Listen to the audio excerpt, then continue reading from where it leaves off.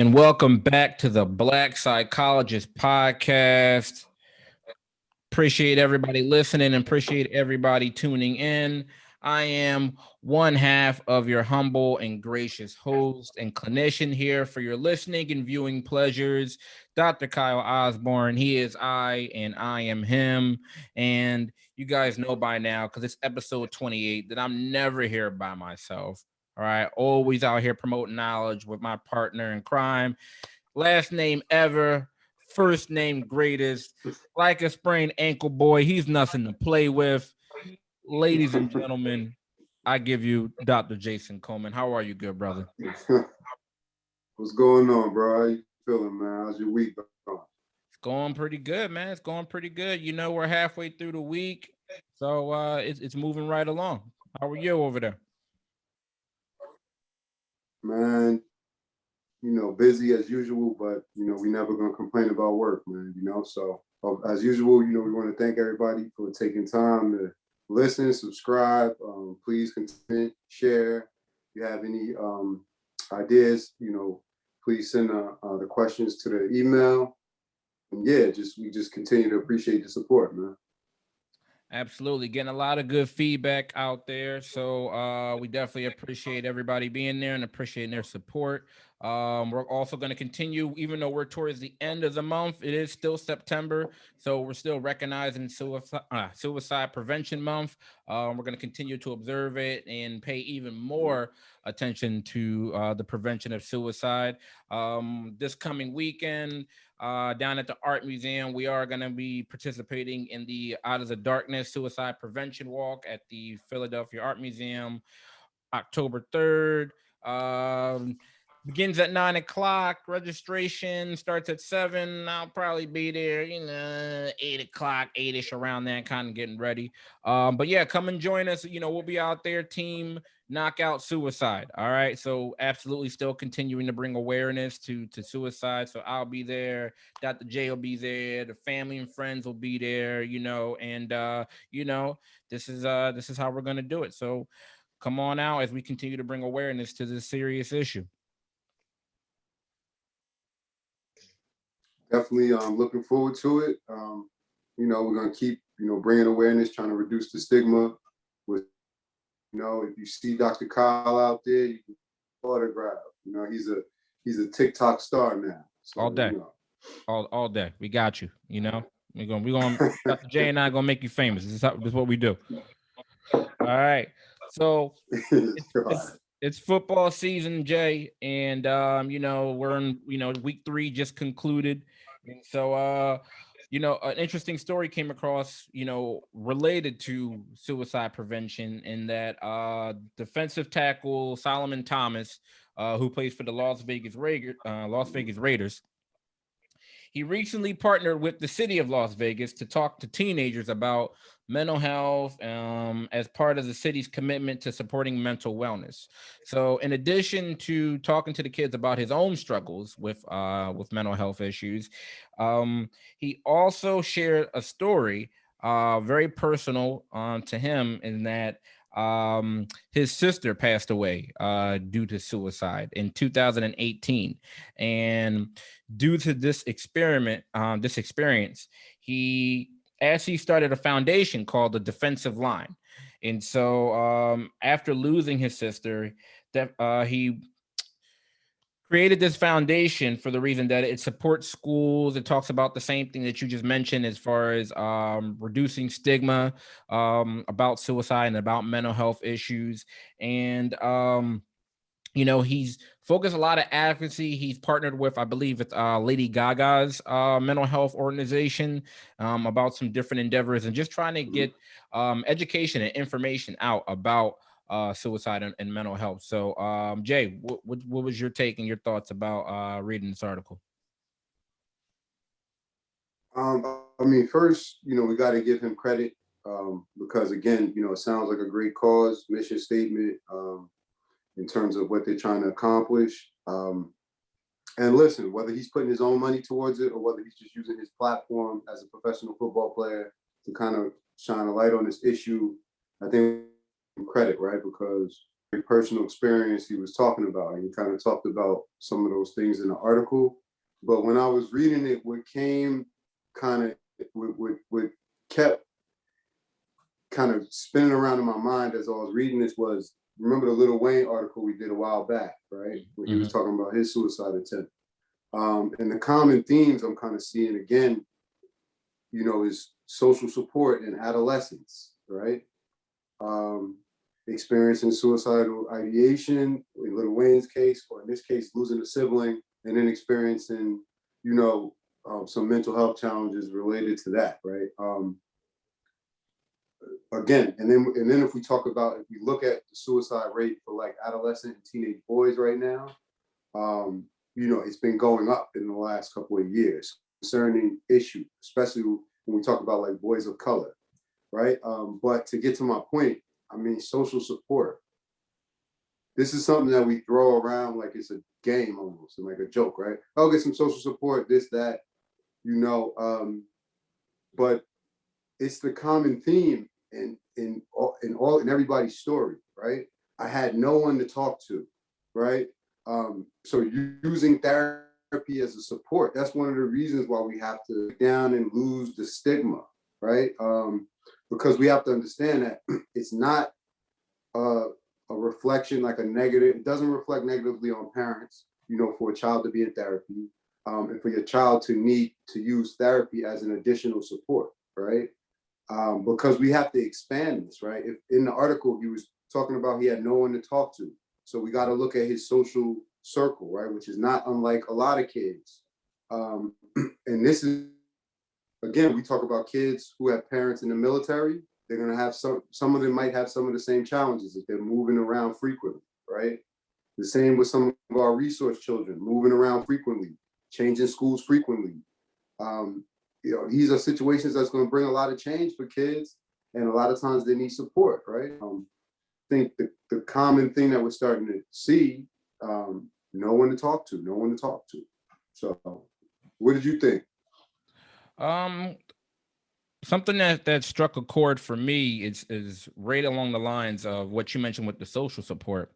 But what stood out for me was him being so honest and being so open about the relationship with his sister. He mentioned really how close they were. And like we talk about how important social support is. And a part of his social support was his sister. He mentioned that, and he's talked about it also like in various outlets, like in ESPN and a few other different media outlets. But he talked about how close he and his sister were, of how they would play basketball together. They did a lot of different things, movies, and they just had a really close relationship. And he mentioned that she started to struggle with her mental health when she was a teenager. He mentioned that, I think she had told the family that she was experiencing, depression symptoms when she was about 15 or 16. She unfortunately was sexually assaulted when she was in college. And so, she was dealing with PTSD and some of those other different symptoms. And, he mentioned that he saw her struggling and tried to be supportive, and he didn't realize how much she was struggling. He didn't understand, because a lot of times, like we've talked about in previous episodes, a lot of people just kind of continue to go through the motions, right? They continue to go day in and day out, and you never know how much and what someone is going through. Maybe sometimes don't know the extent of it. And so what really stood out was his strength, the way that he was able to channel, his loss into advocacy, because, and I know that, suicide is very difficult, especially for the surviving members, right? It's a complicated loss for those that are left behind. And in addition to the trauma of what's usually a sudden and unexpected death of a family member or a close friend, that person is also experiencing just a variety of emotions, right? They're experiencing anger, they're experiencing guilt, a lot of times because they feel like, what could I have done better? What more could I have done? And, what really stood out was that his strength, and I, I don't know him personally, but he talked about, just the process that he went through. And, a lot of people, it takes years for them to recover from a sibling, from just a loss. But now you're compounding it with the type of loss, like you said, by suicide. And the fact that he's been able to turn that loss into advocacy and say, hey, I want to bring this to the attention of others, talking about stigma, talking about girls that have been sexually assaulted, like that just, it really spoke volumes to me for him to use his platform and use his, his ability to, to get the word out. And so that just really just was just awe inspiring. All right, I can dig it. I agree with you, man. Just to kind of piggyback on that, I give him a lot of credit because listen, he was talking about a lot of sensitive issues, right? Of course, we have him losing his sister, but he was also talking about like other mental health challenges he had. He was talking about experiencing anxiety, and then I think most importantly, like he was number one, he was talking about his issue struggling with weight loss. Right. As a professional athlete, I think that's a lot of in this country what a lot of people struggle with. I think that's something that a lot of people can relate to. But what resonated with me the most was when he started talking about the mental health challenges he had, like that were associated with him being a black man, and going to school in a predominantly white school in a predominantly white area, right? And he specifically was talking about, I felt like I wasn't valued enough, right? And for me, as the person who has gone to school in those type of environments, right? I think that this is an issue that doesn't get enough attention, especially when we talk about like the Black experience for suburban kids, right? Because feeling like you're not valued, there's nobody like you. People have to understand like that can lead to intense feelings of loneliness and isolation, and it just escalates, exacerbates and intensifies like symptoms of depression. And we know suicidal ideation, and we know that's one of the more prominent symptoms of depression. So I just think the fact that he kind of talked about that, for me it resonated, and I thought it was very important because there's a lot of children who go to school, live in suburban communities, and we've had this conversation on this platform before, right? The Black suburban experience does not get enough attention, right? A lot of times we like to put Black people in a box, like we only live and work in one area, right? And there's a Black rural experience, there's a Black suburban experience, and these children are going through in that type of environment. I understand it firsthand. So I think the fact that he kind of was talking about that and how it impacted him, that's kind of the other thing that stood out for me. Yeah, I think and believe that's what makes his foundation unique, right? And it's not to say that all the other foundations and all the other endeavors that we've talked about, previously, and even those that we're going to talk about in the future, any less. However, for that reason that you just mentioned, I feel like that's what makes his, and this endeavor special, for the reason that his foundation is reaching so many different areas, right? It's reaching the area where he wants his foundation to be, to talk about that population, because like you mentioned, that population doesn't get discussed, or there's not enough attention that's put on there. And then he talks about just mental wellness in people of color, right? He also talks about, like, again, normalizing it, right, across the spectrum, is that he's normalizing all of these experiences. So he said, hey, you know what, it's okay to feel out of place, to feel that stress if you're one of the only African Americans in a predominantly white neighborhood, predominantly white school. It's okay if you're experiencing anxiety related to weight issues. It's okay if you're experiencing all these other different things related to whether it be sexual assault of young girls of color. He's hitting so many different populations, so many different areas, due to his experiences and also due to his sister's experience. So that's what I really appreciated, that he's hitting the marker. He's extending himself to a lot of different vulnerable, populations, especially in youth. And so for them to be able to see that, and for him to be able to partner with Las Vegas, I think it's powerful. I think he's going to be able, he's doing a lot of good with this, with this platform, but I just feel like it just speaks volumes in the fact that he's going there, right? He's going there, he's speaking himself. It's not like, he's doing, some type of, infomercial, some video, or he's online. Like, he's actually going there, and he's going down to City Hall. He's going down, he's sitting there, and he's taking the time out, during the season, no less, right? He's taking the time out to do it himself. Right. So, like, I feel like the fact that he's just, extending himself to so many different vulnerable populations is gold, man. It makes it, that much more important. And he just normalizes that it's okay to not be okay in so many different areas. So this is great, man. I love this. Yeah. So yeah, definitely, shout out to him. Yeah. So hopefully he continues to do this work. It continues to grow. And like I said, he's partnered with Lady Gaga's her mental health endeavors and her foundation.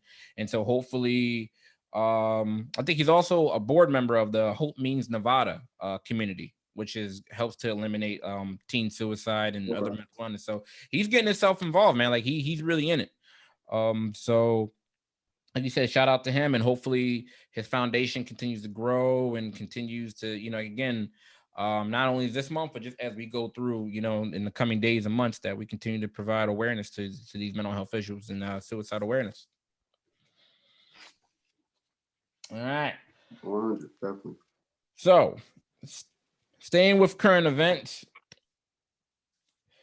Jason, R. Kelly was recently convicted of federal racketeering and sex trafficking charges for his decades-long scheme of trying to recruit women and underage girls for sex. All right.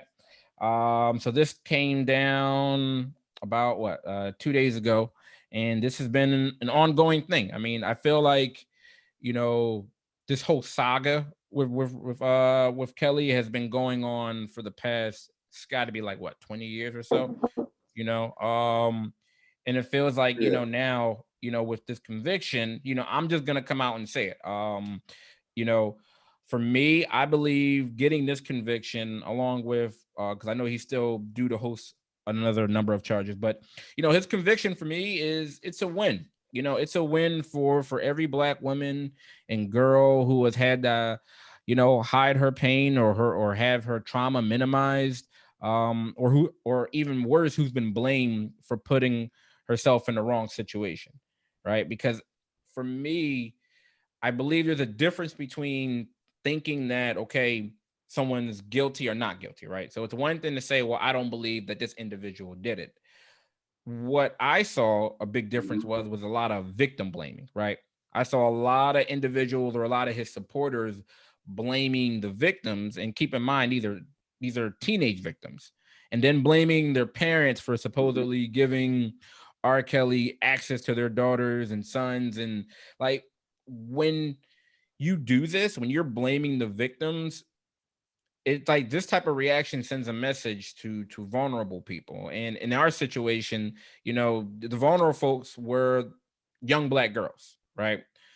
And you're sending that message to them when you're blaming them, is that they don't count, they don't matter, right? You're blaming them, and it just feels like you're telling that they have an ulterior motive and that they played a role in their abuse. So for me, this conviction is a win for anyone that's had to be they had their trauma minimized, or that's had to hide her pain. What's your take on how this has evolved in the conviction? Well, I mean, it's one of these things where it's like, I think he's been in jail since 2019, right? Yeah. But I guess it's I mean, obviously it's outrageous, but like, this has been an open season for years.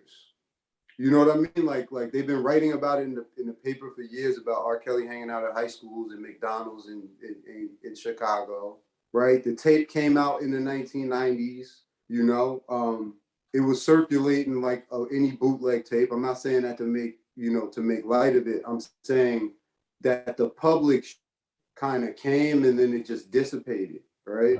And then R. Kelly he was still allowed to, he kind of had a resurgence in his career, right? He was still making music, all those things. So to me, it's kind of like, obviously the whole thing is absurd, you know what I mean? But it almost seems like this is happening in 2021. It's almost like, and I forgot about it. You understand what I'm saying? Because I think that is a reflection of how much people have swept this under the rug, right? The talent he has. The second thing I'll say is I'm with you in terms of the message that it sends to younger women. But what I'm more concerned about is, okay, R. Kelly goes to trial. I think it's 2008. You know, his lawyer families as money hungry. You know, paint the girls as promiscuous, irresponsible, all these other things. I'm concerned about the influence it has on like disclosures. And this is what causes victims, you know, to make statements and then take them back, right? This is what causes them to recant statements, right? Because, you know, you have somebody who's in a powerful position. You finally either work up the courage to what happened to you, and then you have a high-powered lawyer tearing you apart, right? When it comes to your mental health record, disciplinary record at school, everything. So that's kind of where, you know, my concern lies. Not saying I'm not concerned with the message it sends, but it's one of the major factors in influences, you know, lack of disclosures from people, right? Quote unquote lay people or children or whoever, because this powerful person is going to put all of their means, most of the time financially and sometimes just in terms of like networking and power and all of that, to destroy me, right? And that's what makes people say it's not worth it, you know? So of course it's, you know, it's absurd. I mean, listen, R. Kelly married Aaliyah in 1994 when he was already 12 years older than her. He was 27, she was 15. We all knew about it, right? And R. Kelly made music for decades after that. So it's like, you know, I'm glad we got the conviction, or the conviction, you know, happened. But it just seems like something that should have happened a long time ago. Oh, a long time ago. You know, and I want to highlight what you mentioned, because in addition to, like you said, the victims having to go through a traumatic court process, right? They have to go through the whole, like you said, they're having all their business and everything looked into, like you said, their school record, you know, their families, all these different things, right? To try to, you know, assassinate their character or make them look like they have ulterior motives, all these things. But in addition to the defense team, you also have the community, right? You have the community that's also, and then as like you said, this came out in the 90s. So as the years have gone, social media or the internet has only grown increasingly larger. And so in addition to the defense team and that whole process that someone has to go through, now they're also being looked at, like you said, and being labeled by their own people, right? People in their own community judging them and saying all different types of things. And like you said, everybody has an opinion now, you know, when they're on their phone or they're on their laptop. And you know, it's really unfortunate because a lot of these girls, these young girls were you know, the victim of, what they call it, adultification bias, right? In which a lot of Black children, you know, are believed to be older than they are. And like you said, you knew, and I know that this guy was, you know, was in the McDonald's, was in the high schools, all these different things. But, you know, it's unfortunate that unfortunately when you have an individual, especially in this case, you have Black girls that are believed to look older than they are, or whatever the situation is, you know, they're sexualized, right? And then, you know, I don't care how old anyone looks. a minor is a minor, right? A teenager is a teenager. And, Right. she can look however old she wants to, and I know that, the physiological aspect of it, that young person's brain is still developing, right? And so, but however, they get labeled due to this whole situation and process they have to go through as fast, as being grown, as being all these other different things, right? So, as opposed to like when we just talked about how important social support is. So, if you have someone that's going through this, you would hope and think that like you would have the community behind them, but a lot of times you didn't, right?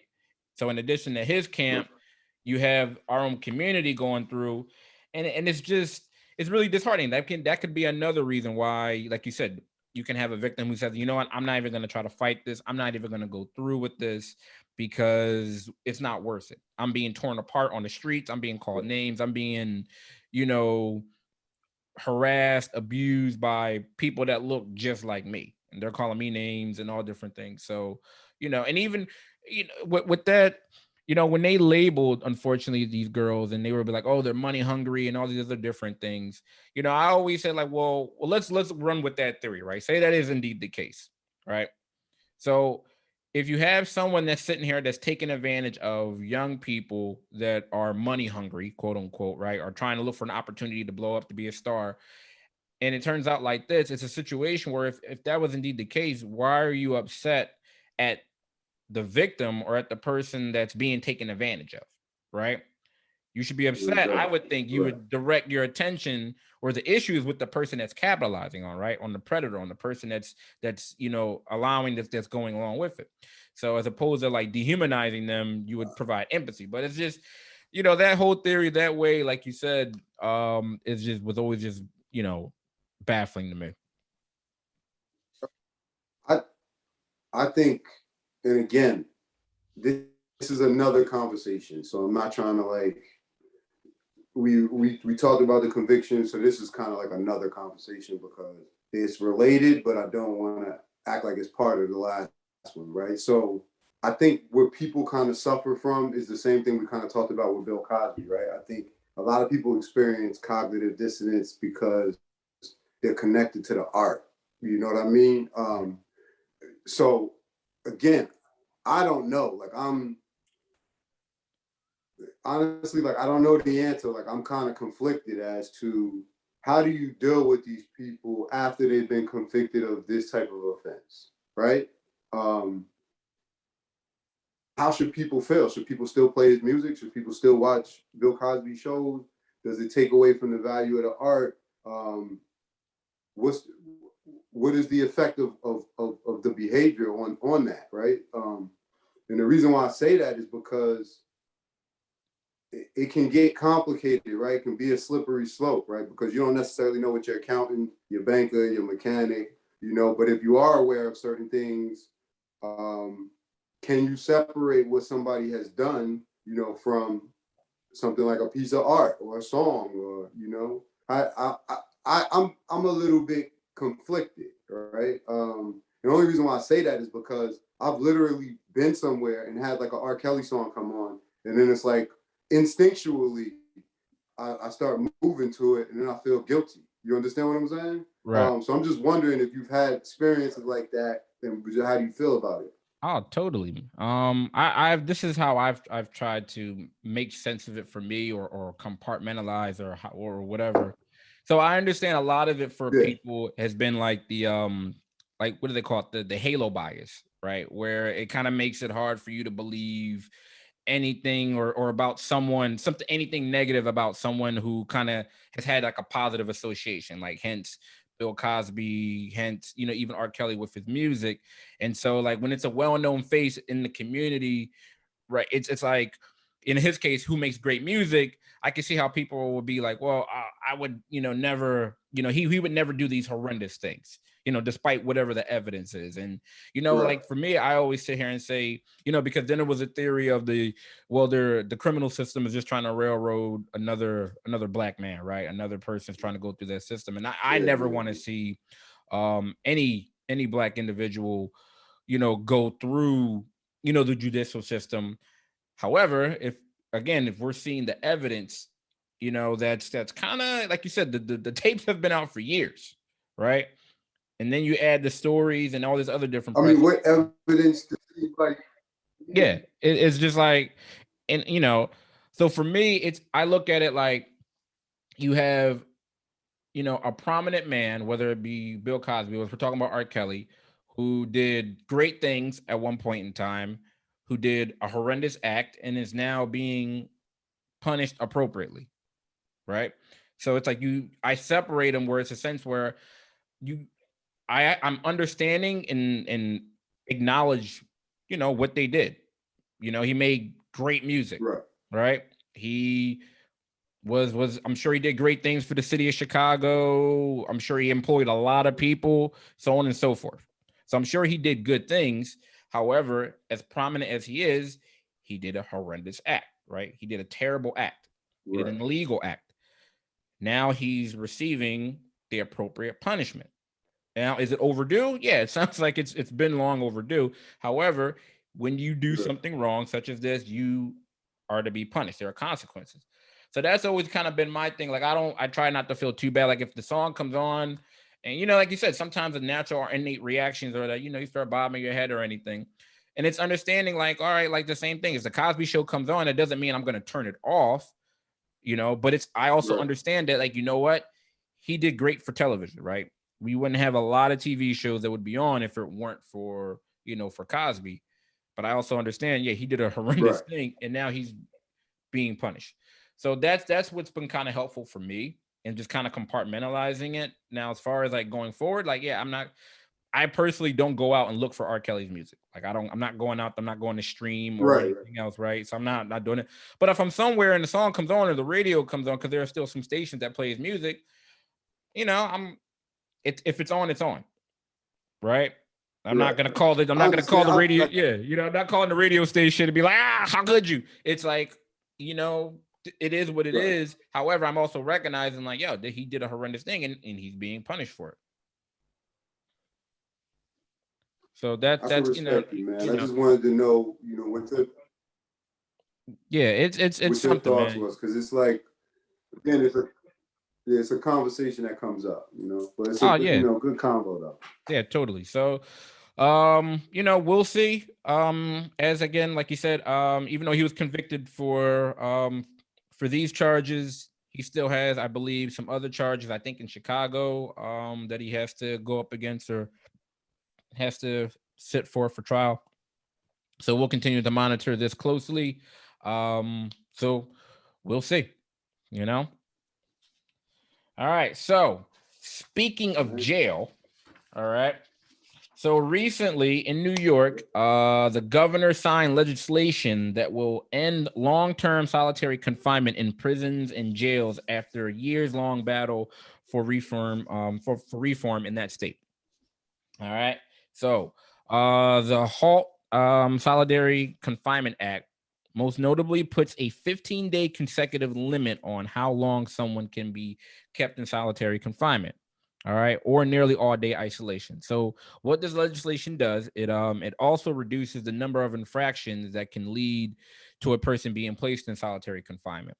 And it bars the use of any solitary confinement for multiple vulnerable populations. So these populations include pregnant women, people with disabilities, individuals with serious mental illness, and people under the age of 22 or over 54.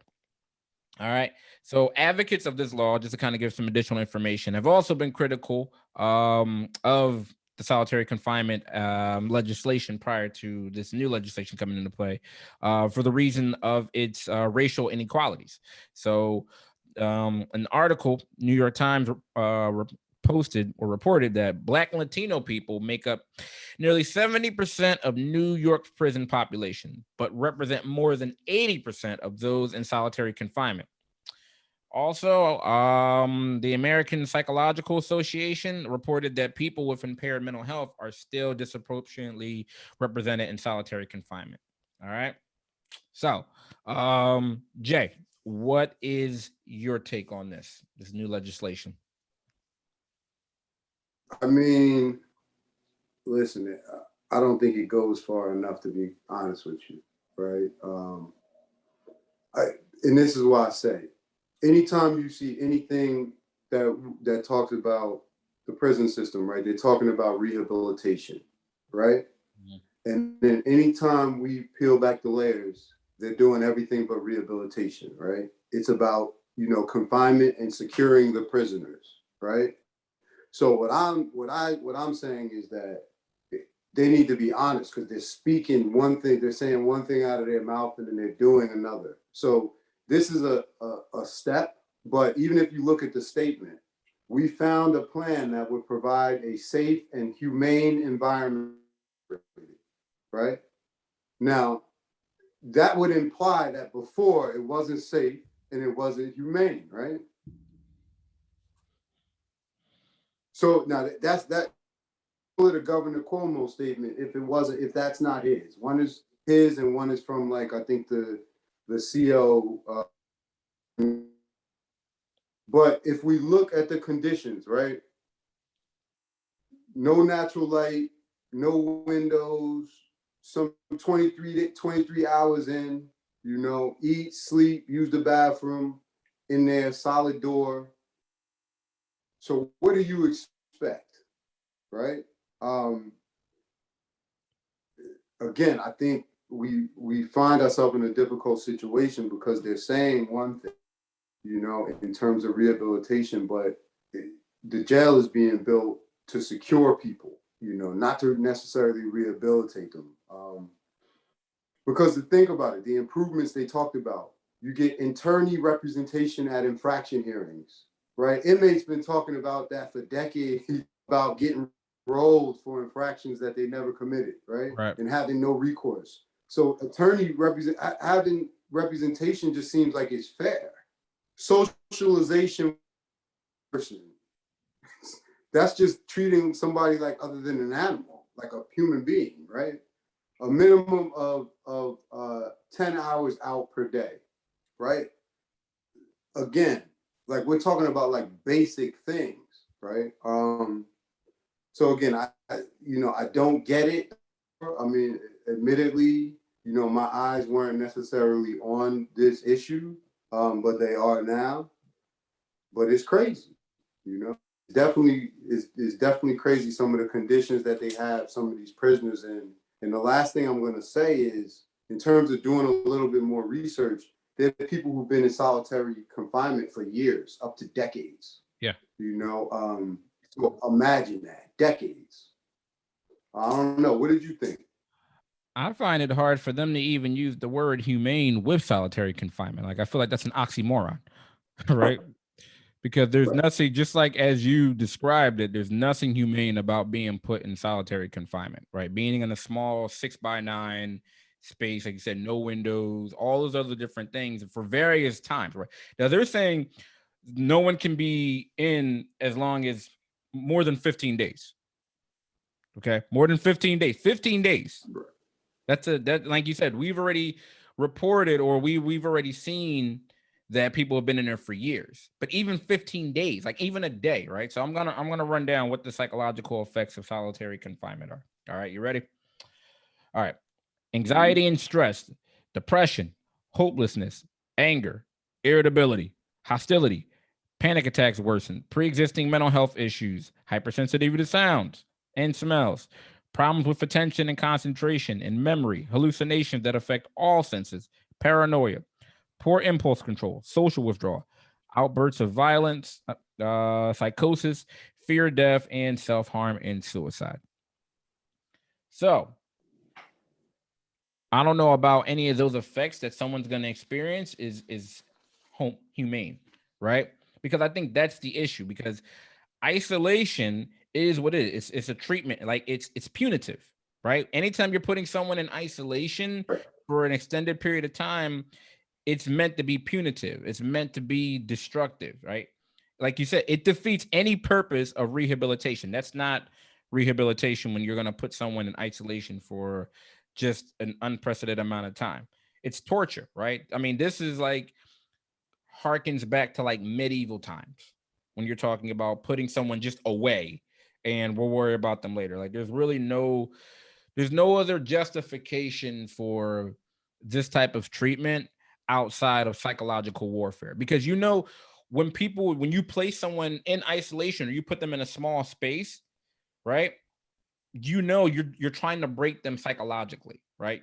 You're trying to break yeah. they used to do it back in slavery, right? They used to do it. They used to put them in the hot box. They used to put the, runaways, or they will put people they felt like were defiant. They put them naked in a box. And it's like, yo, we're going to break their spirit, right? So this is... Man, it sounds like something that they would do at Guantanamo Bay. Correct, right? Exactly. We've seen it. So that's when I hear humane and I hear solitary confinement, they don't match with each other, right? And unfortunately, you had the CEOs. They also released a statement of their viewpoint, because not everybody's happy with this. What did they say? They said the correctional officers and unions maintain that solitary confinement is a necessary tool to punish troublesome prisoners, and this new legislation puts officers at risk.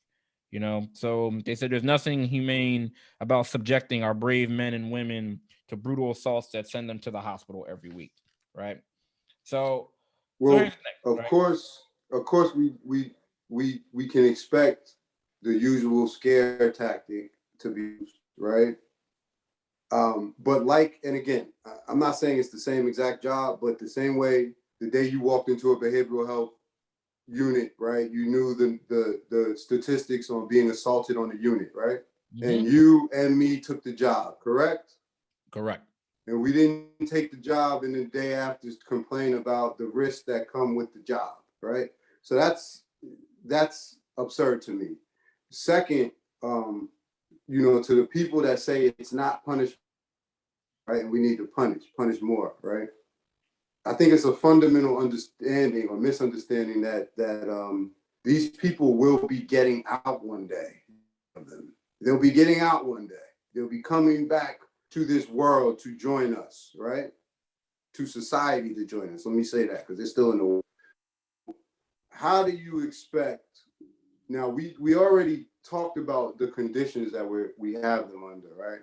So how do we expect them to reintegrate into society? Easily, they won't, right?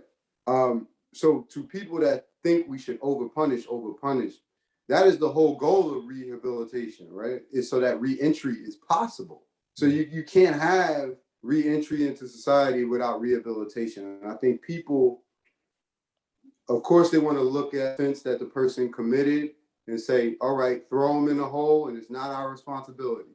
However, they expect for the person when they finish to re-enter back into society, not reoffend, and be a productive member of society without any mental health support, without education, without all of these things that we know benefit individuals when they're incarcerated. So it's just crazy. Psychologist, his name is Craig Haney, and he does some good work in terms of solitary confinement. Looking at like Pelican Bay, which is a big prison in Cali, and he was talking about the prisoners in solitary confinement reported 2 times as many trauma and stress symptoms compared to prisoners in general population. Right? They had the highest rates of suicide, and the highest rates of depression and feelings of hopelessness. Right? The evidence is there. Right. The evidence is there. So again, it's one of these things that's why prisoners are a vulnerable population, because there's not a lot of professionals that are willing to up and advocate for them. But it's an issue that deserves more attention. Absolutely, and the last thing I'll mention is that what also I've looked through is that through the research that it's ineffective. Okay, so and I get, I understand that, yeah, you're gonna, in some of these prisons, you're gonna have individuals that are a continuous threat, right? They're in there, they're hurting people, staff, they're hurting other prisoners, they're tearing the place up. And I also understand that on some situations you have, solitary confinement as a means of, protective custody for maybe people that aren't suitable or that can't be in the general population. I get all those things.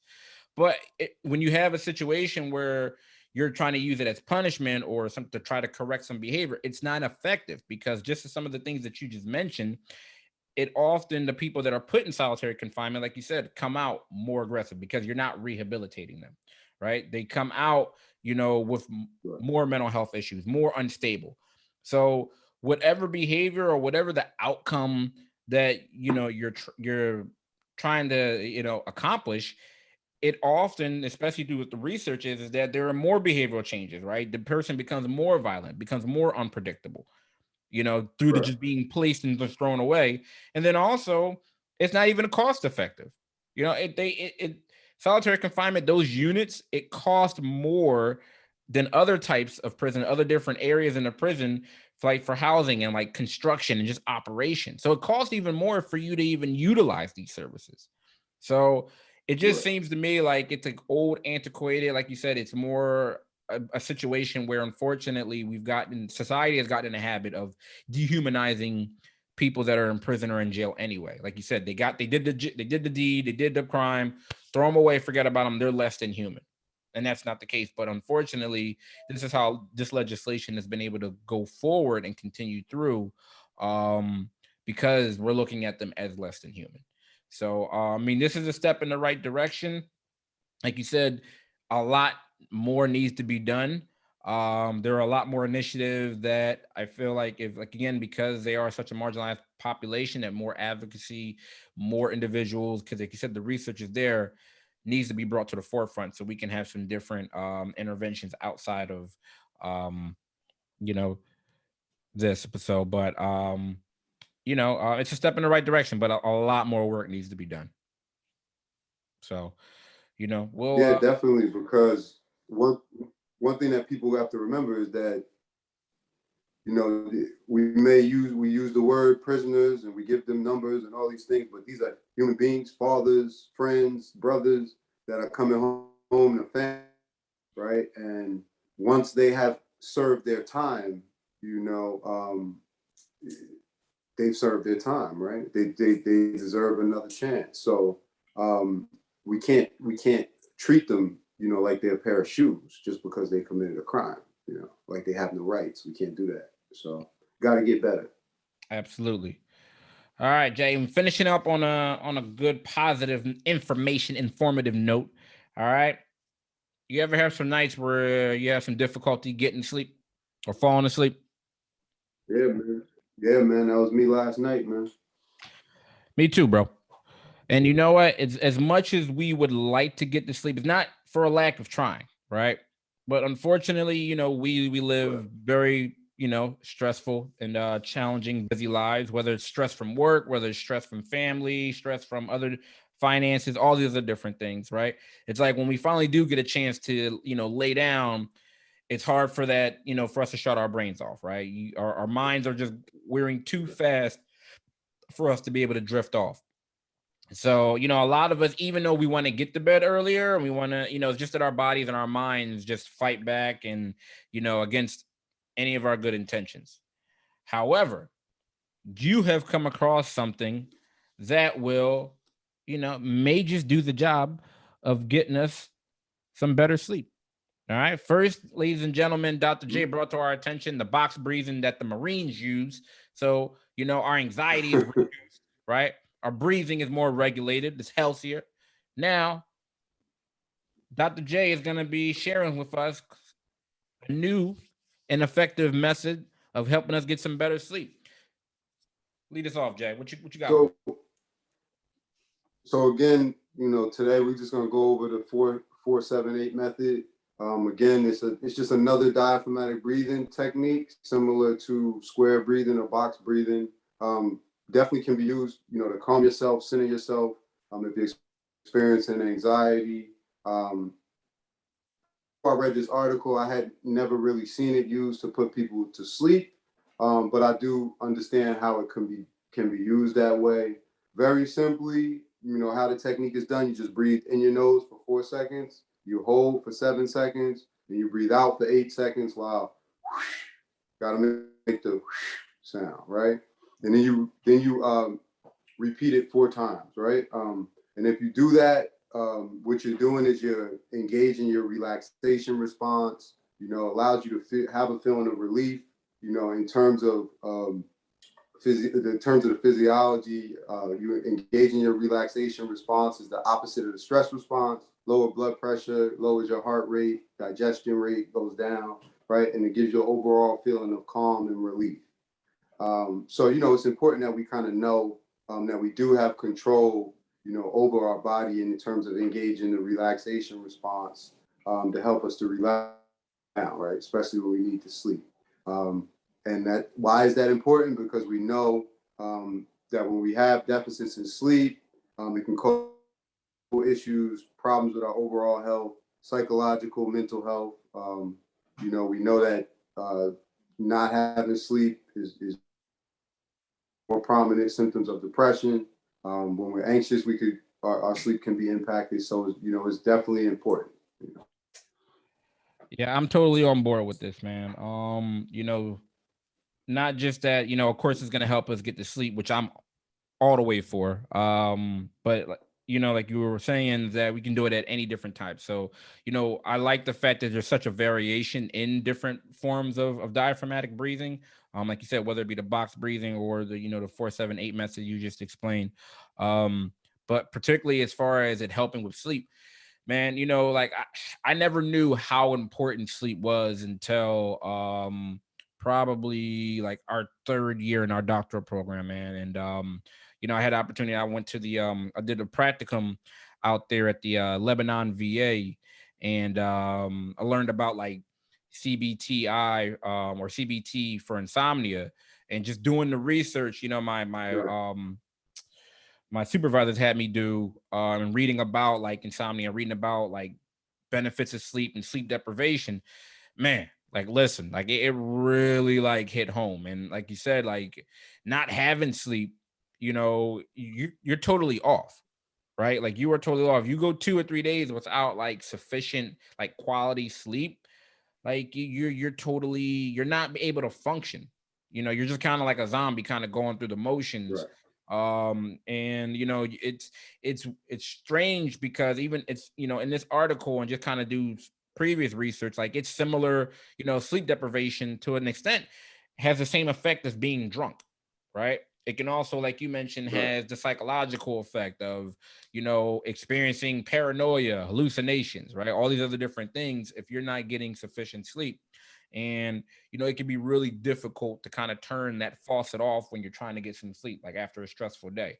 So this method is right up my alley, and hopefully it'll be helpful for other people who have difficulty kind of cooling down and getting some sleep, and just kind of reducing your stress just overall. If you're able to reduce your stress and kind of cool and calm your body, then you'll be able to gain some more sleep, at least be at a more comfortable state. So I'm with it, man. I'm happy you brought this to the forefront. I'm gonna be on this today, tonight. Yeah, I mean, I urge everybody to just try it tonight, before you kind of take it down, or try it when you're at work at your desk, 1 or 2 times. You don't want to put yourself to sleep at your desk. But seriously, it can bring you, a feeling of calm, help you to kind of ground yourself in the moment, refocus. And these are all things that we can kind of put in our, lack of a better term. And, we have more than a few opportunities to use all of these techniques during these times, right?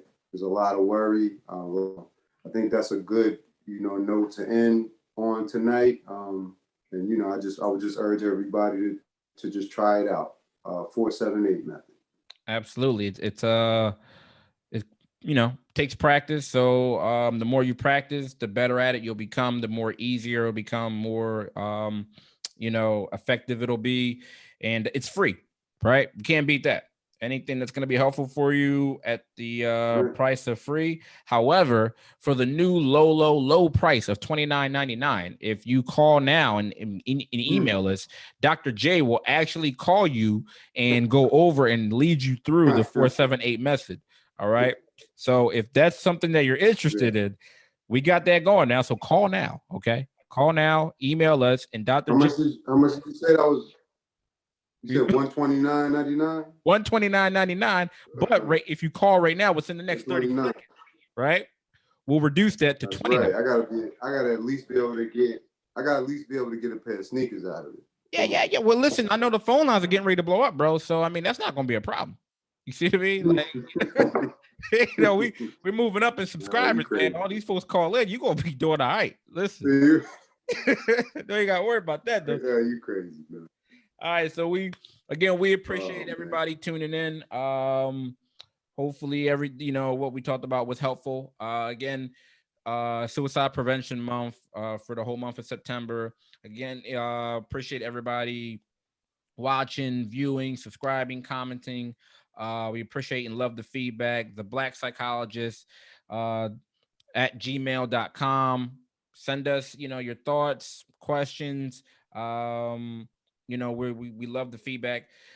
This coming Sunday. I keep saying Saturday. Sunday, October 3rd, we'll be down there at the Art Museum, Out of the Darkness Walk, raising awareness for suicide prevention.